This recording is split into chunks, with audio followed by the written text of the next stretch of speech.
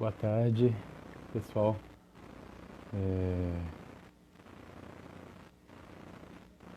Começando a nossa primeira live aqui do Travessias. Como é a nossa primeira, nós estamos aprendendo ainda a lidar com esses recursos tecnológicos, né? Nem eu, nem a Isabela Román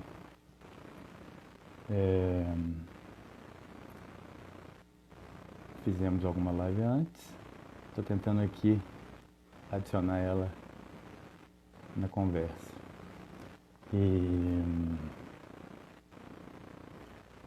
Então, primeira de uma série de lives que a gente vai fazer todas as sextas-feiras, ao meio-dia, aqui no perfil do Travessias, né? A programação. Isabela entrou. Olá, Tudo bom? bom dia, boa tarde, né, agora. Boa tarde. Não, que bom. Agora nós estamos, né, os dois. Então, tava falando, né, para o pessoal que essa é a primeira de uma série de lives do Travessias, né, que serão todas as sextas-feiras. E, né, acho que para começar, né, a gente podia se apresentar para quem não nos conhece, né? Você quer começar? Sim, posso. Eu sou Isabela Román, sou uma das membros fundadoras do Travessias, né? Sou psicanalista, atuo aqui em Belo Horizonte, fiz minha formação toda na UFMG, graduação, mestrado, e agora estou no processo de finalização do doutorado, onde eu estou fazendo uma pesquisa justamente sobre a importância do corpo na escuta psicanalítica, né? Principalmente no atendimento de vítimas de abuso e violência sexual. Bacana. E eu, né, meu nome é Felipe Latanzio, também sou um dos membros fundadores do Travessias, né, psicanalista, e fiz o doutorado, né, pensando na psicopatologia psicanalítica enquanto contínua, né, na continuidade entre neurose e psicoses, né, que vai tangenciar um pouco o nosso debate aqui também. Mas vamos então, né, começar a introduzir o tema, introduzir por que a gente pensou nesse tema para a nossa primeira live, né? Então, gente, né, o título, né, é sobre o corpo no atendimento online. Esse tema surgiu de uma reunião que a gente fez entre os membros do Travessias, que a gente estava discutindo um pouco sobre as possibilidades, os impasses, né, dos atendimentos à distância. E nessa reunião, assim, a gente estava percebendo um pouco duas posições, às vezes extremas, a gente diz extremas, não de uma forma acusatória, mas de uma forma didática, né? Duas posições extremas em relação ao atendimento à distância. Uma delas que surgiu principalmente no início do isolamento, da pandemia, né, que postulava assim que é impossível haver uma psicanálise à distância, né? Se a distância não é psicanálise e uma recusa de alguns analistas de toparem esse formato de atendimento, né? De outro lado, a gente tem percebido também alguns discursos, né, de que é possível transpor plenamente, totalmente o dispositivo psicanalítico, né, o setting presencial para o atendimento à distância. E a gente acha também que esse extremo, ele também não é satisfatório, né? É importante a gente pense, claro, né, que o atendimento online à distância, ele é possível sim, né? Então, isso, né, de forma alguma, a gente está entre as pessoas, né, que colocam impossibilidades, mas a gente quer pensar quais as possibilidades, mas também quais os limites, e pensando nos limites como uma forma de fazer que a gente avance também nesses impasses, né? Uhum. Então, acho que a gente podia começar, né, falando um pouco, introduzindo o tema do corpo, né, dentro da metapsicologia, da teoria da clínica, e para a gente chegar nos impasses, para a gente tentar localizar as questões que a gente gostaria de trazer. aqui hoje, né?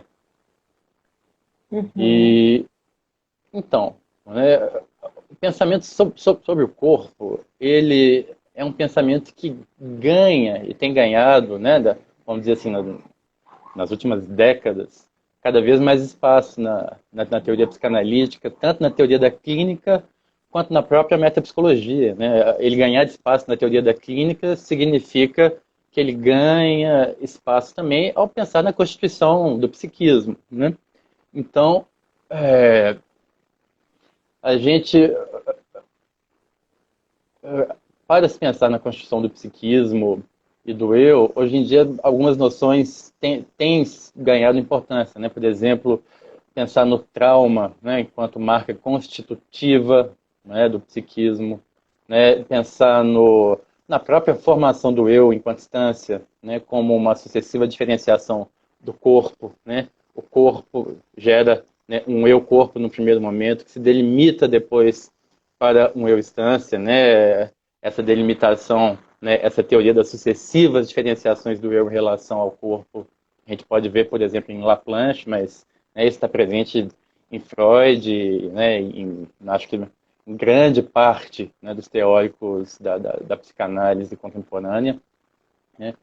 E se percebe que essas marcas no corpo, elas permanecem enquanto pontos, né, de enclave nas personalidades, nos psiquismos, e esses pontos de enclave, eles não são plenamente simbolizáveis, né? Eles não entram em cadeias simbólicas, eles não se comportam sob a forma da associação, até mesmo do processo primário, né? Eles têm características de maior fixidez, né?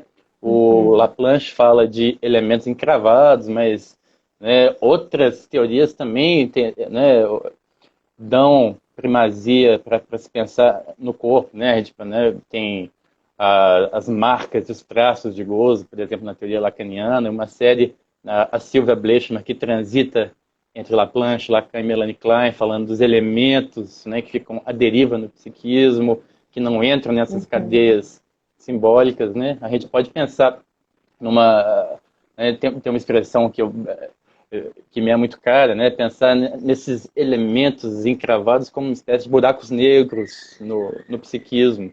Se a gente pensar, né, que buracos negros são um aglomerado muito intenso de matéria que não permite que nada saia dele. Portanto, não entra numa cadeia simbólica. No entanto, ele tem um poder gravitacional, né? Ele puxa aquilo que passa ao redor, que passa perto dele.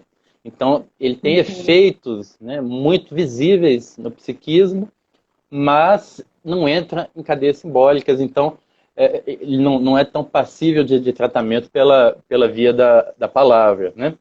E Uhum.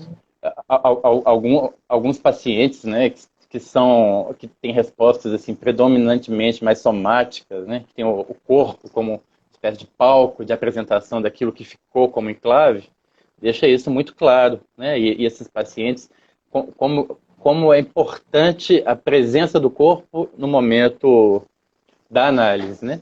E aí, pensando um pouco nessa teoria, nessas teorias contemporâneas, né, é interessante a gente falar que, num primeiro momento, esses pensamentos de enclaves sobre o corpo, eles apareceram em teorizações sobre a psicose ou sobre casos limítrofes ou borderlines, né, depende de como cada linha teórica vai chamar, mas, atualmente, né, e isso, né, não estamos falando de uma linha específica, nós estamos falando de coisas em comum entre algumas linhas contemporâneas da psicanálise.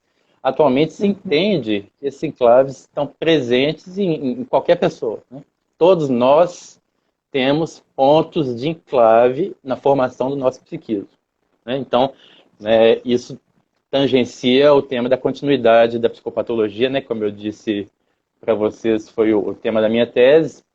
Então, de pensar, né, essa noção estanque de estruturas clínicas, né, ela tem que ser criticada, uma vez que a gente percebe elementos né, de enclave, de pontos não simbólicos, disso que a gente está chamando de buracos negros, em qualquer personalidade, né? Mas então, isso é só para a gente poder introduzir um pouco o tema do corpo, que a gente está chamando de corpo, né, a importância do corpo, né, na origem do psiquismo e do eu, mas, né, não apenas do eu, de todo o psiquismo. Mas aí a gente pergunta, né, então, enfim, como que toda essa conversa, né, sobre o corpo desemboca nas intervenções no pensamento sobre a clínica, né? Aí a Isabela, ela tem, né, se debruçado sobre essas questões né, na tese de doutorado que ela está escrevendo, né? Eu tive a oportunidade de ler, né, algumas das coisas que ela produziu, super interessantes. E aí eu queria, né, passar essa bola para a Isabela falar um pouco para a gente sobre como que o corpo se transforma num pensamento a respeito das intervenções. Uhum. A gente parte, então, né, dessa consideração de que esses conteúdos encravados, né, de que o que você gosta de chamar de buraco negro, né, vai estar presente em qualquer psiquismo, né? Então, se antes se pensava, né, que era uma estratégia clínica necessária só para alguns pacientes, ou até mesmo, né, durante muito tempo esses pacientes foram considerados inadequáveis, né, assim, inadequados para a psicanálise, né, que eles não seriam possível, eles não teriam possibilidade de simbolização, né? Hoje o pensamento muda, né, porque a gente considera a presença dos conteúdos encravados, né, do conteúdo traumático em qualquer psiquismo. E aí fica essa pergunta, né? Então, qual intervenção, qual interpretação é possível, né? E aí a gente entra na questão sobre a interpretação clássica, né? Se ela visa um desligamento, né, uma fragmentação, uma quebra de sentido e de ligação, né, daquilo que constituiu o ego, ela não vai fazer sentido, então, quando a gente estiver pensando nesses conteúdos traumáticos, né? Porque se eles nunca alcançaram nenhuma ligação, nenhuma associação, nenhuma representação, né? Se eles não entraram na cadeia simbólica, eles não são passíveis de desligamento, né? Eles já estão desligados, né? Então, a gente tem que pensar num movimento contrário, né? Não dá para desligar algo que nunca foi ligado. E esses conteúdos, eles aparecem, como você já sinalizou, muito no corpo, né? E muito marcados por uma literalidade, né? Mesmo quando eles são apresentados com o recurso de uma palavra, é uma palavra que não apresenta sentido, né? Como se ela não tivesse significância, né? Um significante que não tem significado nenhum, né? Uma palavra vazia, de sentido simbólico, né? Então, a forma como esses conteúdos se apresentam, né, essa literalidade, ela não deixa de se apresentar, né, não cessa a tentativa de apresentação e de simbolização, então ela fica buscando, os conteúdos ficam buscando essa ligação, né, e aí a gente precisa pensar então num trabalho contrário, né, de construção, um trabalho contrário ao de desligamento, um trabalho de construção psíquica, né. E aí, para fazer isso, é inevitável que a gente vá na origem do conteúdo traumático, né? Então, a gente precisa escutá-lo na linguagem em que ele se apresenta, que é essa linguagem primária, né? Uma linguagem do corpo. O Ferenczi aponta para a gente isso já lá na sua obra, né? Quando ele fala que o corpo é a primeira ferramenta, né? O primeiro recurso que o sujeito tem para construir o psiquismo, né? Assim, então, é através do corpo que o sujeito vai construir as primeiras relações simbólicas. Então, o Ferenczi inverte a coisa, né? O simbólico, os símbolos, eles não derivam da palavra, da linguagem verbal, né? Muito pelo contrário, eles derivam dos afetos e das sensações corporais que o sujeito, né, que o bebezinho vai vivendo e experimentando ali com o mundo, né? Então, ele é o instrumento principal e o recurso principal que o sujeito tem para traduzir o mundo, né, usando aí a expressão laplanchiana, né? Então ele cria nesse movimento de introjeção, né, que o Ferenczi vai trazer, e para o Ferenczi a introjeção é algo muito mais específico do que depois a introjeção foi sendo utilizada, né? Para ele é justamente o movimento simbolizante de construção, tanto de um si mesmo, né, uma construção egóica, quanto de construção do mundo, né? Então é um movimento que cria ao mesmo tempo as duas coisas, né? Então, nesse sentido, o corpo nos casos, né, em relação aos conteúdos traumáticos, ele é importante não só para a sua manifestação, né, e para a gente percebê-lo atuante, né, no sujeito, mas também para a gente encontrar esses conteúdos e tentar dar algum tratamento, né, fazer alguma transformação disso que você chama de buraco negro, né? A Marion Minerbo usa uma metáfora interessante que ajuda a gente a entender mais claramente isso, né? Ela fala que o processo simbólico, né, ele pode ser pensado em duas fases. Ela fala isso a partir das teorias de Roussillon, né? Então, ela usa a metáfora do pão, né? O pão, a matéria bruta do pão é o trigo. Mas não se faz um pão usando o trigo no seu estado bruto, né? Então, primeiro é preciso fazer uma transformação desse trigo em farinha, para depois, com a farinha, a gente conseguir fazer um pão, né? Então, trazendo aí para a nossa história aqui, né? O trigo seria esse conteúdo que ainda está traumático, esse conteúdo traumático que ainda está no campo sensório, né? E para ele se transformar numa palavra, né, numa simbolização no seu nível mais abstrato, ele precisa primeiro sofrer uma transformação primária, né, ainda nesse campo sensório-perceptivo, né? E aí um dos recursos que tem sido apontado como um recurso possível para fazer essa primeira transformação é o que um casal de psicanalistas que atuam na França tem chamado de figurabilidade. Um trabalho de figurabilidade que seria um trabalho capaz de fazer essa primeira transformação, de fazer as primeiras ligações e associações entre essas percepções que ficaram congeladas, né, nessa memória corporal, como Ferenczi chama, e torná-las um primeiro nível de representação, né, que não seriam representações verbais já, né, mas seriam representações imagéticas. Imagéticas por quê? Né? Porque elas se colocam e se apresentam ainda num campo da percepção, né? Então, é uma imagem, um cheiro, uma sensação afetiva, né? Então, é nesse primeiro campo que vai ter, né, que o trabalho de figurabilidade vai atuar. Ele é quase um trabalho é quase uma inteligibilidade, né? Eles colocam como se fosse um outro recurso psíquico que havia, né, o que estava sendo ignorado, né? Então não é o trabalho de percepção, não é o trabalho de representação, é um trabalho que, pelo contrário, ele une essas coisas, né, tanto a percepção quanto a representação, num trabalho contínuo. E esse trabalho de figurabilidade aconteceria graças a um processo que eles chamam de regrediência, que seria um retorno do psiquismo ao modo de funcionamento primário, né? Que é o modo de funcionamento alucinatório que o bebê experimenta, né? Então, o primeiro movimento psíquico, os primeiros processos psíquicos acontecem nessa ordem da alucinação, né? Então, seria para eles, né, seria possível que tanto o analista quanto o paciente pudessem ser inseridos nesse processo de regrediência e o estado, né, e o funcionamento psíquico retornar para esse funcionamento originário, né, psíquico. E isso só seria possível se instalasse numa análise o que eles chamam de estado de cessão, que seria um estado em que tanto o paciente quanto o analista pudessem experimentar um rebaixamento da consciência, um relaxamento da censura e, consequentemente, um relaxamento dos processos secundários, né, da crítica, do julgamento, e pudessem, né, construir ali em conjunto essas representações nesse estado primário, né? Então, o que tornaria isso possível, né? Como alcançar esse estado de cessão? Eles falam de duas coisas, né?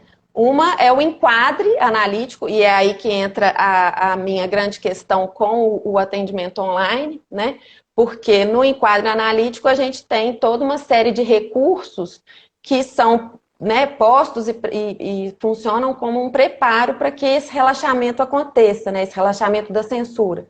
Então, o uso do divã, a tonalidade de voz do analista, né, que tende a se manter constante, né, a presença do analista, um espaço reservado, né, um espaço seguro, enfim, o próprio pedido, né, pela associação livre do paciente, isso tudo, de certa forma, vai conduzindo né, aquela dupla para esse estado de sessão. Então, o que permitiria o estado de regrediência ser instalado, né? Aham. Essa noção, né, da regrediência, de fato, é muito interessante, né? E eu fico pensando, né, na análise online, né, alguns dos riscos, né, da análise online. Eu acho que um risco interessante que tem a ver com isso é o risco da análise virar mais um gadget, né? Mais um objeto contemporâneo que a pessoa insere numa série, né, vamos dizer assim, de hábitos de consumo, né? E a análise perdeu um pouco essa característica de um momento de quebra da rotina, de desligamento dos interesses mais egóicos, rotineiros, né? De poder instaurar ali um momento, né, da presença do enigma e da sexualidade, né?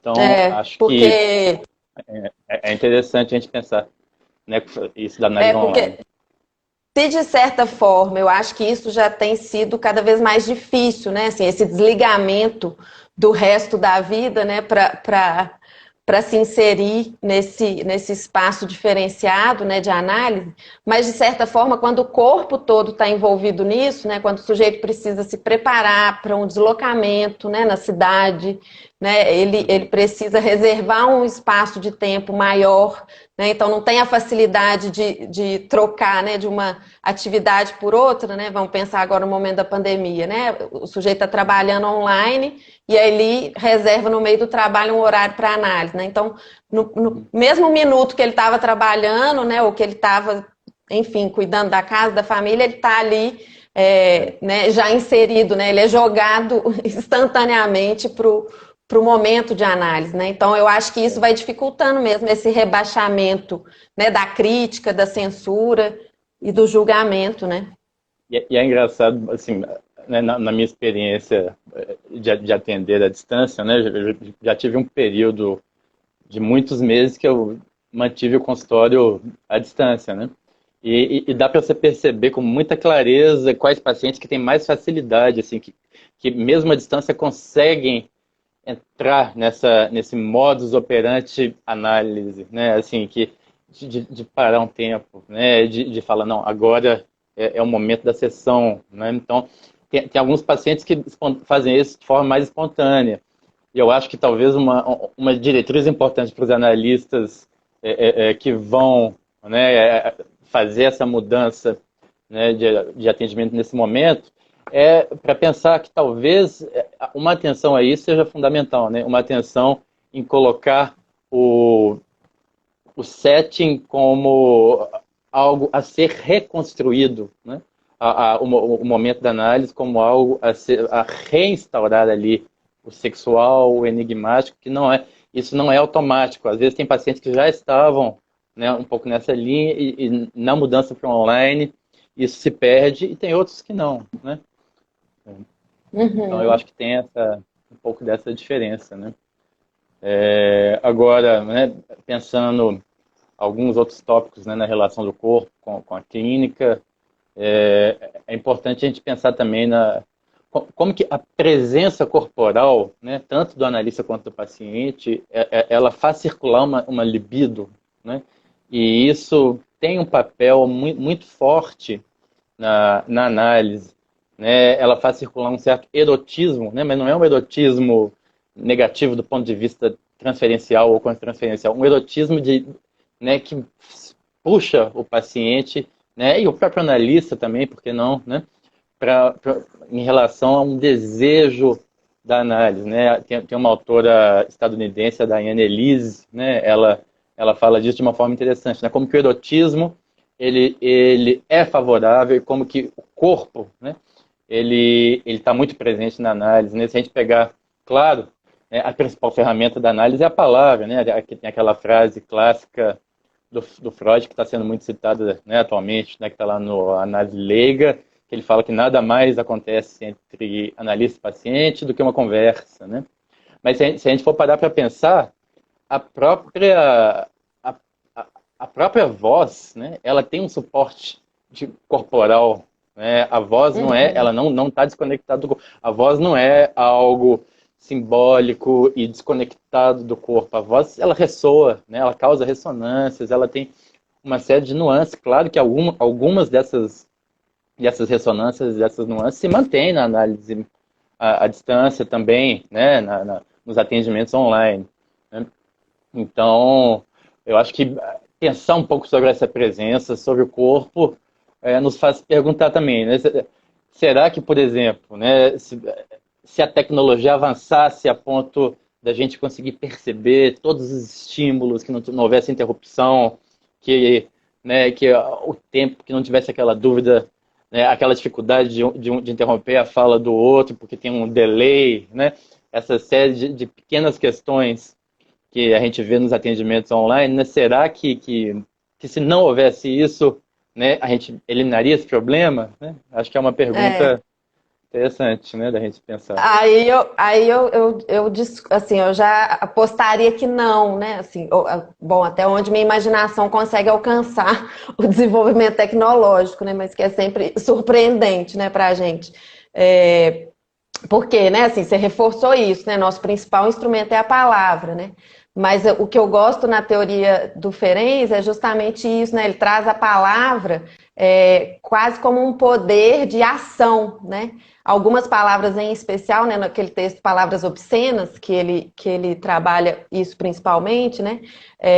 As palavras obscenas teriam quase que um efeito de ação no sujeito, né? Então, quando você escuta uma palavra vulgar ou violenta, né, assim, que remete a isso, é quase como você se sentisse agredido, né, fisicamente, inclusive, né? Então, quer dizer, a palavra, sim, é o nosso principal recurso, mas ela não está desconectada de todos os outros processos, né, e todos os outros aspectos físicos, né? Inclusive, eu estou lembrando aqui de um caso que eu acho que ilustra bem um pouco como que, apesar, né, do atendimento online manter a voz, né, a imagem do analista, apesar de ser muito diferente, né, do que você vê no consultório, mas ele, por exemplo, exclui o olfato, né? E aí eu estou lembrando de um caso clínico, uma vivência que eu tive. Eu tive a oportunidade de atender uma pessoa que havia sofrido uma violência sexual dentro de casa, no próprio quarto. Quando eu comecei a atender essa pessoa, ela já tinha sofrido essa violência já tinha algum tempo, já tinha alguns anos. E ela me relatava como que era insuportável o fato de que todos os dias da vida dela, né, dessa pessoa, a imagem que tinha ficado registrada, e aí essa imagem bem característica do trauma, sabe? Uma imagem congelada, que Com essa não, fixedez.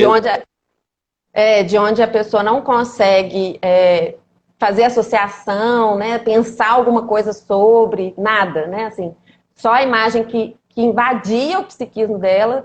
Essa pessoa fala que todos os dias, ao acordar, a primeira coisa que vinha na sua cabeça era essa imagem, né? E além dessa imagem, tinha ficado muito presente o cheiro do quarto, né? O cheiro que estava ali, né? Que tinha sido construído naquele momento da violência, é como se tivesse ficado impregnado no quarto, né? Ele ficou ali presente, e ela fala da angústia que era todo dia, em todo momento que ela estava no quarto, que teoricamente era o lugar que ela poderia se sentir mais segura. Na verdade, ela se sentia insegura o tempo inteiro, né? E aí, com o tempo, né, essa pessoa em análise tinha muita dificuldade, né, de se colocar fisicamente, né, ela apresentava muitos sintomas, assim, durante a análise, né, uma sudorese excessiva, um tremor excessivo do corpo todo, né, uma pessoa muito inibida, não só na fala, mas no corpo também, né? E aí, com o tempo, né, com os anos de acompanhamento, essa pessoa foi se sentindo mais segura e foi me dando notícia disso, de como que ela se sentia melhor ali, de como que ela via a diferença de quando ela chegou, né, para a análise para aquele momento. Teve um dia que ela até conseguiu dormir durante a sessão, assim, de tão tranquila, né? Eu acho isso significativo, porque a violência que ela sofreu, ela estava dormindo, e aí ela acordou com a violência, né? Então ela vai me dando essa notícia, assim, de uma tranquilidade que foi se instalando e de uma confiança que foi se instalando. E aí, tempos depois, ela comenta do tanto que ela gostava do cheiro do meu consultório, porque eu uso um aromatizador de ambiente específico, né? E aí o cheirinho fica muito característico mesmo, né? E a gente sabe o tanto que a memória é muito conectada com a memória olfativa, né? E aí ela vai me dando essa notícia, que aquele cheirinho trazia muita segurança, trazia um conforto. E aí, sem nem pensar, eu não sei de onde eu tirei isso, mas sem nem pensar, eu peguei o meu aromatizador e entreguei para ela. E sugeri que ela usasse no quarto, como uma tentativa possível, um recurso possível para que ela pudesse ressignificar, né, o próprio quarto, o próprio espaço, né? E não tenho a menor ideia do que eu fiz, né, do que eu estava fazendo ali, mas eu acho que ilustra bem como que, né, numa análise online, isso não poderia aparecer, né? O que não quer dizer que outros recursos não vão Outros, estar. é, outros estímulos sensoriais, né, que às vezes até que nem estariam presentes numa análise presencial, mas que esse caso é muito bom, né? Eu acho que ele exemplifica perfeitamente, né, um pouco o que essa presença, né, a entrada do cheiro, do olfato, né, como que isso também, né, desperta, né, uma corporeidade, né, tem o poder de se conectar com determinados flashes e lembranças que não se conectam, né, numa cadeia. E aí eu acho legal, né, de se perguntar justamente, né, o que você se perguntou ao final, né, que outros estímulos advindos do atendimento online também eles possibilitariam, né, às vezes estímulos visuais, a coisa, né, da casa, né, Uhum. da casa né, dos pacientes, mas também da casa do analista, claro que o analista, né, escolhe um lugar, né, para poder atender, mas também, por Os que não, pets, né? né? Os Os pets às vezes pets do invadem, analista. os pets do analista, né? O, né, no seu caso, um cachorro, no meu caso, as gatas, né? Tá aí um E recurso que eles não teriam acesso, né? Na análise presencial. né, os filhos também, né, de pacientes ou analistas, né, tem barulhos, então tem algo também, né, que tem outros estímulos, né, que aparecem. E aí eu acho que nesse sentido, talvez né, uma dica, uma diretriz, uma coisa importante para se pensar, né, na análise online, é que a gente está muito acostumado com a temporalidade do online, né? Que é uma temporalidade, vai, faz mil coisas ao mesmo tempo, lê, vai, abre, fecha, escuta uma música enquanto faz, né? E aí acaba, na análise, eu acho que tem uma tendência, né? As pessoas serem muito convocadas para um verbal, né? Processo para uma concentração verbal ali. E é Uhum. importante que os analistas consigam, no contexto online, se desconectarem assim só do verbal e ficarem mais abertos para esses outros estímulos corporais, sensoriais, né? Até mesmo essa ressonância que a voz causa no corpo, né? Então, eu acho que, né, principalmente para quem, né, não estava acostumado ou não teve, não atendeu muito tempo à distância, né, essa de conseguir se abrir a isso, até mesmo aos silêncios, né? Num primeiro Uhum. momento das análises, né, quando elas se tornam online, né, se tornam à distância, tem uma dificuldade maior de lidar com o silêncio, parece que os espaços de silêncio se compactam. Então, isso, com o tempo, isso vai ganhando uma forma mais interessante de aparecer, mas é importante que os analistas tenham atenção a isso, né, e hajam para manter, né, essas qualidades, pelo menos da forma possível, né? É o que a gente está falando aqui. É claro que tem limites e tem perdas, isso, né, é inevitável, não dá para a gente, né, fingir que não, mas manter da forma possível, e é possível, né, e as análises Uhum. funcionam, manter esses elementos, essa Uhum. atenção, né? Acho que passa um pouco por aí, né? E você concorda? Com certeza, assim, eu fico até pensando, né, como que em alguns casos a gente já vê isso, né? Assim, agora, nesse momento em que a gente está dentro de uma obrigação, né? Assim, não é nenhuma possibilidade, né? É o único recurso possível, né? Sim. E já nesse momento, a gente percebe como que esses outros recursos, né, podem aparecer e às vezes até facilitar, né? Eu estou lembrando dos casos que eu acompanho, uns casos que eu acompanho em supervisão, do atendimento de crianças surdas, e como que, na verdade, o atendimento online tem se mostrado bem mais estimulante, né, vamos dizer assim, porque tem muitos mais recursos, né? A criança pode fazer uso de outros recursos que não estariam presentes na análise presencial, né? No modelo clássico. Então, o recurso tecnológico mesmo, né? Então, no meio do vídeo, enviar emoji, né? Dar notícias e se comunicar, né? Pelas figuras e por outros recursos, né? Que o celular e os aplicativos apresentam, né? Muito bacana. E fico pensando nisso também, né? Na adaptabilidade possível, porque num primeiro momento pode ser que cause um estranhamento, e acho que causou mesmo em todo mundo, isso foi inevitável, né? Tanto para o paciente quanto para o analista, né? Mas esse estranhamento com o tempo é igual no primeiro encontro online, né? Na primeira sessão, aquele encontro é marcado e fica registrado de um jeito que depois vai tomando outras tonalidades, vai ganhando outras marcas, né? E aí o atendimento online também com o tempo, nessa coisa do silêncio, que no começo fica muito estranho, né? A questão de lidar com os problemas tecnológicos, né? Com as travas do áudio, da imagem, né? Então, isso também a dupla vai ali construindo, né, outras formas de se relacionar, incluindo essas coisas, né? Que no primeiro momento pareciam muito É estranhos, verdade. né? É verdade. Fiquei, né, lembrando de um outro conceito também que é interessante para pensar nessa coisa do corpo, né, dentro do setting, o Folks, né, um psicanalista inglês, né, mas que trabalhou principalmente com grupos, né, que fundou o Grupo Análise, ele fala da resistência orgânica, né, e que é basicamente uma resistência que se detecta no corpo. Em grupos isso é muito interessante, porque quando você está atendendo grupos, às vezes a pessoa que está falando não é a que demonstra resistência, né? Você tem que ter um olhar no grupo todo, não apenas em quem está falando.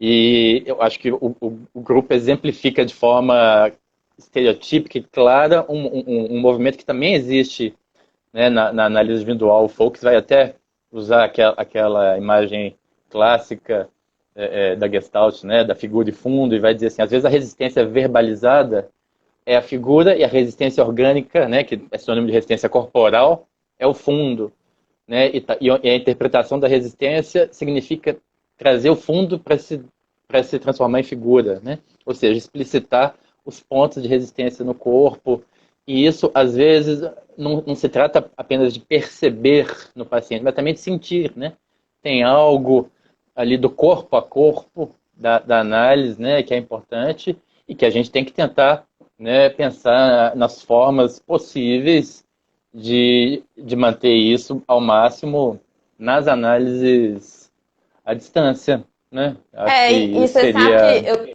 algo importante. eu estou pensando aqui na diferença, né? Assim, até da postura que a gente vê entre as pessoas, né? Umas ficam com a imagem o tempo inteiro em movimento, né? Alguém comentou aqui do corpo inquieto, né? Foi a Olivia. Olivia está perguntando aqui sobre o corpo inquieto, né, durante a análise. E aí eu estou lembrando dessa diferença, né, que fica muito marcante entre os pacientes, né? Uns ficam o tempo inteiro com a câmera mexendo e chega às vezes até a dar uma certa vertigem, né, para quem tá assistindo, né, assim, para quem está ali vendo. Tem pacientes que deixam a câmera um pouco, né, fora do foco do rosto, né? Como se aparecesse só um pedacinho, né, do corpo. Outros pacientes já preferem tentar camuflar, né, totalmente, como se estivesse numa sessão de análise, né? Então coloca né, o celular ou a câmera de um jeito que um analista possa ver, né, ele, mas ele não vê o analista, enfim. O corpo não É muito deixa de estar interessante. presente dessas É, formas, né, nessas formas, assim. é. Então, o olhar, para Eu onde a pessoa dirige o pessoalmente, olhar, né? eu prefiro, né, uma vez que já tem muitos elementos de setting que se quebram, né, eu prefiro, mesmo para os clientes que estavam no divã, oferecer inicialmente uma sessão com vídeo. E aí, e eu gosto de deixar que os pacientes resolvam um pouco como se adaptar, né, porque para Aham, assegurar essa manutenção de set. Então, tem alguns que fazem isso, tem outros que às vezes até se adaptam melhor com uma sessão só por áudio, né? uhum. Tem outros que posicionam o celular de alguma forma, então, né, tem uns que deitam, né, no momento da sessão, tem aí a escolha dos cômodos, né, o que o paciente escolhe para te mostrar, né? Então, tem outros estímulos também e que são interessantes e que trazem essa, essa marca da concretude do corpo, né? E Uhum. Eu estou acho lembrando aqui interessante a gente. também sobre essa questão da especificidade, né, e de, às vezes, o recurso online até facilitar, né, o atendimento ou a instalação do processo de análise, porque alguém perguntou aqui também sobre a interferência da tecnologia na constituição psíquica, né? E aí eu lembrei que na nossa reunião do Travessias isso apareceu, né? Acho que foi o Alberto que sinalizou algo desse tipo, assim.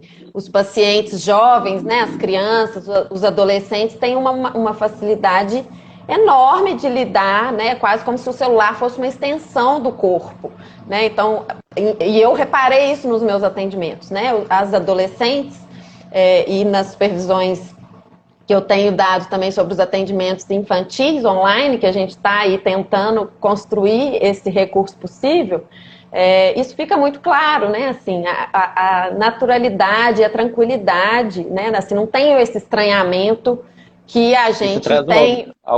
alguns ganhos também, né? A gente poderia até É, pensar, né? Ao mesmo tempo, eu acho que volta aquela discussão sobre o gadget, né?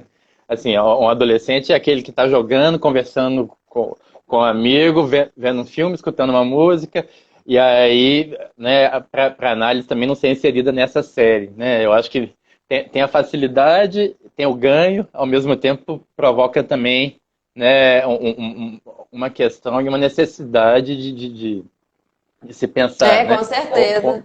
Como manejar, né, isso, né? É, E, mas eu acho que até o é importante, um diga. distanciamento possível, né? Um distanciamento físico mesmo, né? Assim, muitas vezes funciona também como uma dessas vantagens, né? Vamos dizer assim, do recurso online, né?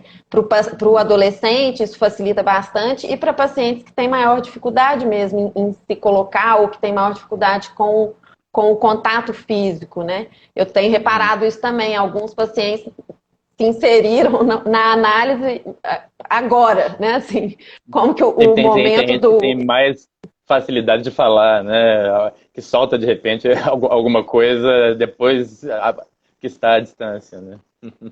Conteúdos que a pessoa, né, há anos não consegue chegar perto, né, assim, não consegue tocar. Uhum. Na primeira sessão online, a coisa aparece, né, o relato aparece, você fala, gente, mas que aconteceu, né, que deixou isso tão possível agora, né? E eu acho que esse distanciamento, de certa forma, apesar de, por um lado, atrapalhar, por outros, acho que acaba ajudando, né? Agora, acho que é importante a gente delimitar uma diferença também que às vezes ela não aparece tanto, né, em alguns discursos, né, que a gente tem visto que é muito diferente uma discussão genérica sobre atendimentos à distância e uma discussão sobre atender à distância na pandemia, né? E isso, né, traz uma série de especificidades, né? E que eu acho que é bacana também a gente ter, né, essas diferenciações, a gente falando sobre, né, o corpo. O contexto de isolamento advindo da pandemia, ele faz com que as pessoas tenham uma experiência de corpo também muito inédita, né? Uma experiência Uhum. de saturação com o próprio corpo, né, de perceber a alteridade, né, do próprio corpo. Isso gera uma angústia que se acumula, né, que se percebe perfeitamente nas sessões. Né? Ao mesmo tempo, a pandemia gera um senso de comunidade, né, que, vamos dizer assim, estamos todos não no mesmo barco, mas na mesma tempestade, talvez, né? E então isso gera um senso de comunidade que, por sua vez, faz com que uma ligação, né, necessária para a manutenção do setting seja facilitada, né? Então, Uhum. isso é bacana, né? É, Assim, tem uma pode falar. certa horizontalidade que se instala, né, no momento pandemia, né? Primeiro É, porque né, ninguém está ali por escolha, né? Assim, sim, nenhum analista está ali escolhendo atender todos os pacientes, né? Assim, chegou um momento em que fomos obrigados a isso, né? Não é, tínhamos opção, né? Então, é, analista e paciente estão, como você disse, né, na mesma tempestade, né? é, Então, de certa forma, ambos estão vivendo uma situação extrema e inédita, né? E que vai, né, ter efeitos aí, né, no corpo, inclusive, né, na experiência interessante. do corpo dentro da própria casa, né? Porque a pessoa nunca experimentou ficar tanto tempo dentro da própria casa com Confinamento, as né? mesmas pessoas, né? Então, É, essa inquietação, né, do corpo vai aparecer até pro analista, né? Assim, o analista também está num lugar vai. muito estranho, né? Para E aí? atendimento. E gera esse senso, né, de comunidade. E eu acho que a gente tem que pensar também as especificidades do contexto da pandemia, que é um momento histórico no qual o cuidado com a saúde mental é uma das coisas mais importantes, né? Então, também, né, isso eu acho que diz a favor, né, das possibilidades terapêuticas e analíticas no contexto da pandemia, né? Agora, eu acho bacana acrescentar, né, que a gente vê muito essa angústia do confinamento, né, essa alteridade do próprio corpo que aparece com uma clareza maior no contexto de pandemia, uma série de sintomas, né, de efeitos psíquicos, né, do isolamento da pandemia, uma certa generalização de determinados medos, né, de determinadas angústias, mas ao mesmo tempo a gente escuta também muitas formas criativas, né, de vida, de invenção, e é bacana também a gente sublinhar isso, né, que a pandemia também traz, né, o advento de formas criativas, né, de produção não no sentido capitalista, mas de produção no sentido, né, de agenciamento de desejo, né? Então, é Uhum. bacana O que me pensar lembra bem, nessas. que me lembra bem né, o conceito de trauma para o Ferenc, né, que ele bate na tecla o tempo inteiro, né, assim, da positividade do trauma, né? É, sem o trauma não existe a constituição psíquica, né? Então, o trauma pode ter efeitos, né, que imobilizam, né, que geram uma certa paralisação, mas ao mesmo tempo é só também a sua instalação que provoca esse movimento, né? A positividade de um movimento E criativo, nos né? Assim, que coloca coloca o a trabalho, né? sujeito.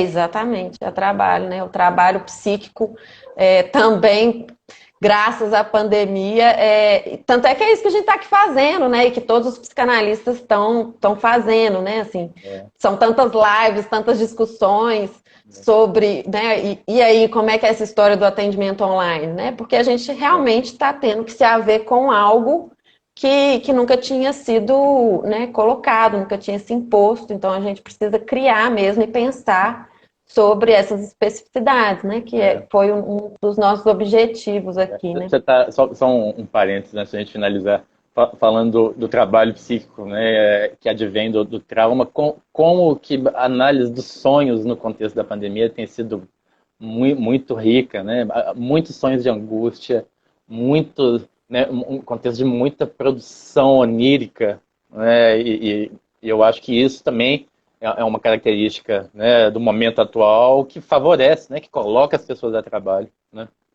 Aham, com certeza. Isso eu já reparei também, né? Assim, pacientes que nunca relataram sonho, que têm muita dificuldade de sonhar, agora começam a relatar, né? Assim, estranho, eu estou sonhando muito, eu nunca lembrava dos meus sonhos, agora eu estou, né, tô conseguindo acessar, então isso realmente tem aparecido, né? E eu acho que o trabalho fica retomando lá, né, a figurabilidade.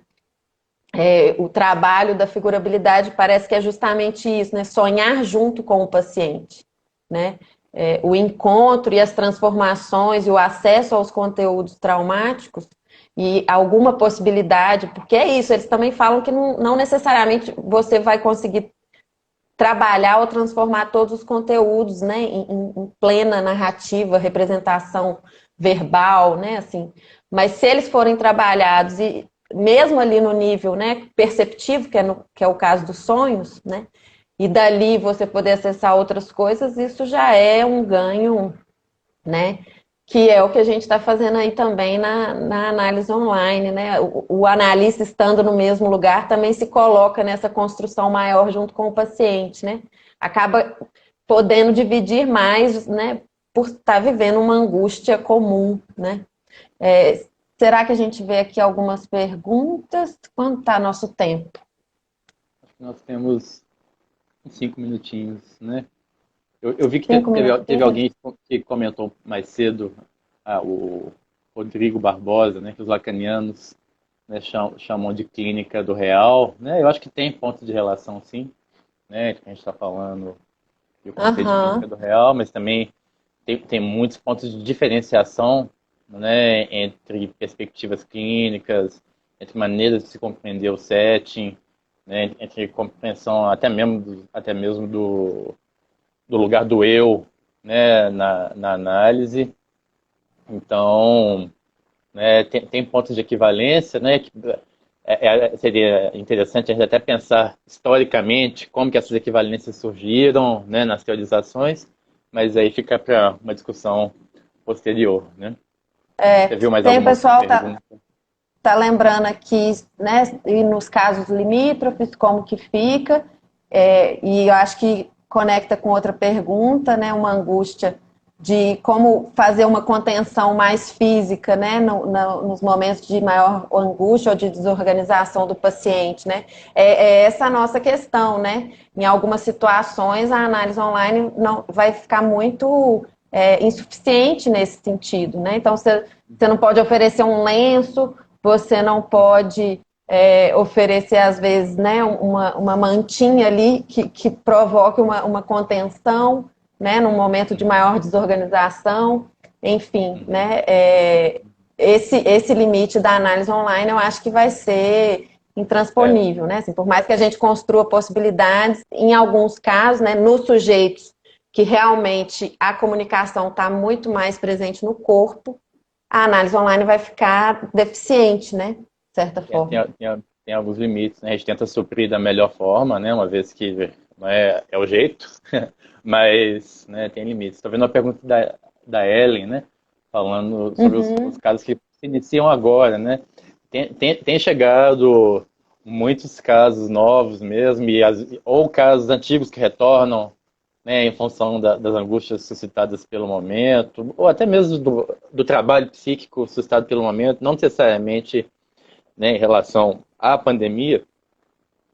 E, né, eu acho que, né, o que a gente tem a fazer nesses casos é recebê-los, né, tentar ainda com mais cuidado instaurar a transferência, instaurar um setting, né, sem uma presença física, sem o corpo, sem esse erotismo, né, que convoca o paciente e o analista, né, a gente tem que ter uma atenção, né, aumentada para, né, instaurar o setting nesses casos, né, mas, né, eu acho que a gente tem que encarar, né, são casos que têm chegado e é um momento em que, de fato, o cuidado da saúde mental é fundamental. Que você tem algo a acrescentar sobre isso?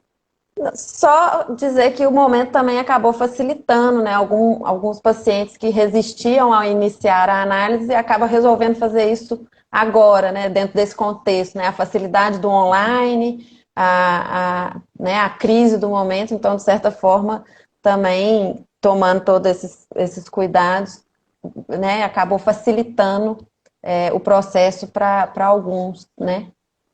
Acho que a gente vai precisar encerrar, senão a gente vai ser É, interrompido bruscamente. tá Então, na hora gente, queria mesmo. agradecer. Parece que durou 5 minutos, né? Assim, o tempo fica pouco, né, para a gente discutir tudo que a gente gostaria. Algumas perguntas que a gente, porventura, não tenha respondido, a gente tenta responder depois através das nossas publicações, e aí a gente continua a conversa. Né, nas publicações posteriores, fica aí o convite. Agradecemos muitíssimo a presença de vocês, esperamos que tenha ajudado, né, ou que tenha levantado alguma questão significativa e que tenha facilitado, né, o trabalho aí de construção e de adaptação ao momento que não está sendo tranquilo para ninguém, né? Isso aí, então, né, pessoal? Um abraço para todos, obrigado, né, pelas participações e sigamos conversando nas próximas sextas-feiras, né, sobre temas variados. Vocês vão acompanhando nossas redes e que vai ser sempre divulgado com antecedência pelo Travessias. Um Um abraço, hein? abraço, Tchau, tchau. gente. Tchau.